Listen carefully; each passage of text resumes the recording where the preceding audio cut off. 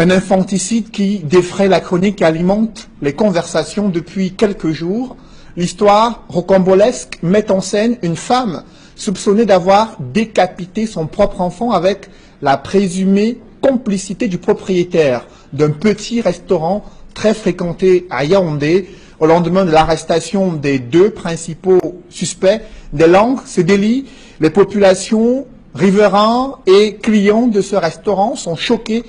Pourtant, ils appréciaient bien la viande qui était servie dans ce restaurant aujourd'hui au centre de cette affaire d'infanticide et de soupçons de trafic d'organes humains. C'est un reportage signé Emmanuel Diop et Marcelin Gansop. Sur les traces de cette escabreuse affaire, nous retrouvons sans difficulté le restaurant qui défraie la chronique depuis 24 heures. Il est situé à 200 mètres du lieu du carrefour Tradex Éleveur et à moins de 500 mètres du bac à ordures où la tête de l'enfant décapité a été retrouvée aux premières heures de lundi. Nous sommes dans le 5e arrondissement de Yaoundé. Apparemment, ils ont constaté que quand on a trouvé le corps, la tête, il fallait qu'il rentre se débarrasser du corps. Et le corps était entre les toilettes et le mur en bois. Ils ont rentré voulant incendier la maison. Ça n'a pas pu. C'est aux environs de 2 heures qu'on a enlevé le corps. C'est les voisins qui ont trouvé le corps. Et le corps était déjà, on a boucané et coupé les bras, apprêté, puisque la tête était coupée au niveau d'ici. C'est ici, derrière la maison abritant le restaurant, dans un angle isolé et à proximité des toilettes, que les restes de l'enfant décapité ont été découverts. Interrogée par les habitants du quartier, la génitrice de la victime va d'abord nier les faits, avant finalement de passer aux aveux sous la pression populaire, laissant sans voix les habitants du quartier. Quand on a levé au corps aux environs de 2 heures, le lendemain ils sont revenus, le lendemain de mardi, continuent à faire le ménage, donc ils vont continuer à préparer et vendre aux gens. Les rumeurs pourraient dire que c'est eux qui savent ce qu'ils ont fait. Il y a certains voisins qui ont dit que mais nous on remarque bien la tête de l'enfant là, ce n'est pas la tête de l'enfant de la femme-ci. Elle dit que son enfant est à Douala. On lui a donné le téléphone d'appeler sa soeur à Douala, là où l'enfant se trouve. Elle a pris le téléphone, elle a commencé à parler en bassa. Apparemment que si on demande que l'enfant est là-bas, on dit oui. Il y a certains que non, elle est en train de dire autre chose. On a arraché le téléphone, on a dit que là vous êtes en train de la supporter là, il y a une tête ici là qu'on a trouvé, ça doit être son enfant. Et donc on commence à crier au téléphone. C'est là où maintenant on s'est mis à commencer à la battre. Et on est venu ici arrêter le bienfait. Voici la présumée meurtrière, Dame Gobaya Jeanne.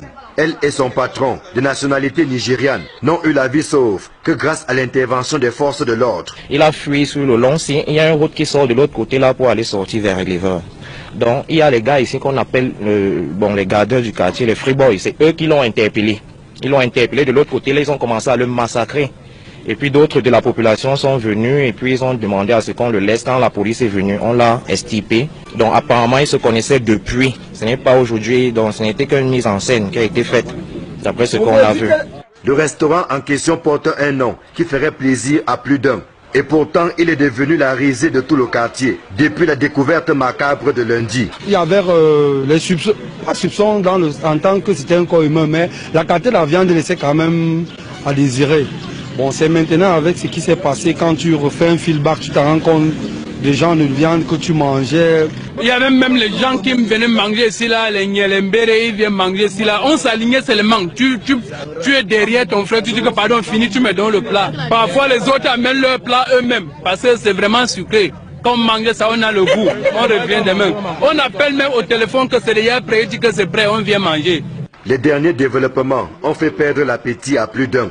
Parmi les clients réguliers, Pascal Boyomo, qui venait de se lier d'amitié avec le tenancier de ce restaurant. Il est dépassé par les événements en apprenant que celui avec qui il marchait serait impliqué dans une affaire de trafic d'organes humains. Donc on se posait des questions, que comment fait-il pour avoir de profit? Parce que vous ne pouvez pas donner des gros morceaux de viande aux gens, vous donnez une boule de couscous qui est comme je sais pas, et vous remplissez une assiette de sauce, et puis ça vous dit que vous faites des profits à 500 francs, vous payez un loyer, il a 2 employés qui payent. Donc franchement, nous on se posait des questions, on se disait que c'était pour un début, mais là ça faisait il y a plus de 6 mois qu'il était là, et ça ne faisait que continuer. Et la viande, bon, c'est vrai qu'on n'avait jamais compris quelles étaient les parties de viande que nous mangions. Et il proposait même habituellement quand tu te retrouves du côté des Mimboman. Il a sa soeur là-bas qui vend aussi la nourriture. Si tu es du côté là, tu veux manger, c'est la même. Il proposait, il disait que c'est la même viande, la nourriture, c'est la même qualité. Donc ça veut dire que forcément même du côté là, il y avait aussi le même problème.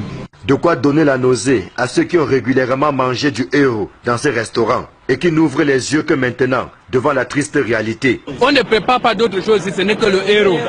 Je crois bien qu'on mélange ça avec la peau du bœuf parce que quand tu manges ça sent la peau du bœuf. Tu crois que peut-être c'est la chair du bœuf qu'on a mis dedans. Une casserole et deux petites marmites et une marmite de piment. On a versé tout ça ici là, dehors. Ça a passé la nuit, même le chien n'a pas pu manger. Il faut comprendre que c'est très très dangereux.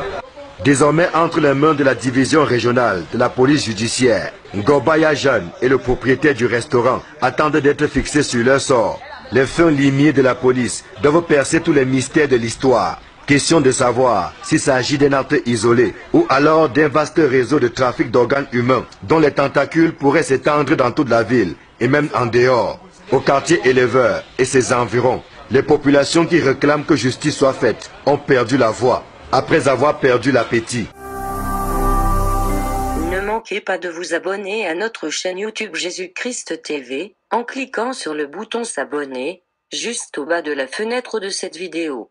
Ainsi, vous recevrez automatiquement nos nouvelles vidéos et vous ne raterez aucune.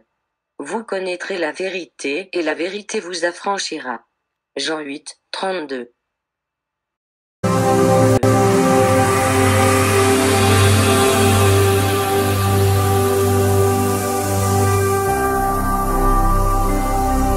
Jésus-Christ TV, vous connaîtrez la vérité et la vérité vous affranchira.